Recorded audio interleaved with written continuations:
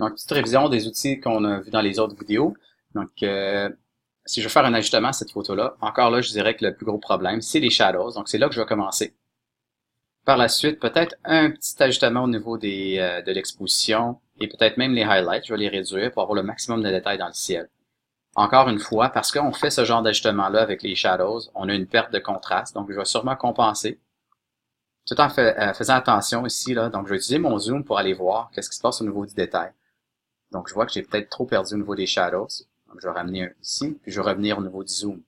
OK, donc le zoom est très important quand on fait des ajustements, surtout quand on a des zones qu'on ne voit pas trop bien là, de loin. Donc, il faut se rapprocher pour voir l'impact. L'autre chose qu'on peut faire dans cette photo aussi, c'est redresser l'horizon. Donc, si on rentre dans l'outil Crop, il y a un niveau ici. Donc, si on trace l'horizon avec notre niveau,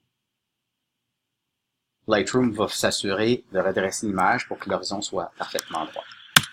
Donc, là, je clique Enter pour activer cette fonctionnalité-là. Dernière chose que je veux voir dans cette vidéo ici, c'est comment voir où on était au départ et où on est rendu maintenant par rapport au développement. Donc, tout dépendant de votre clavier, c'est soit Shift Front Slash ou simplement Backslash qui va vous amener à voir ici l'effet avant et après.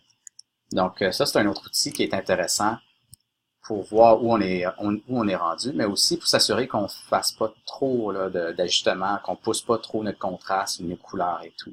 Donc, des fois, quand on reste trop longtemps dans un contraste élevé, par exemple comme ça, sans se référer à la photo originale, on perd de vue là, un peu la photo plus naturelle.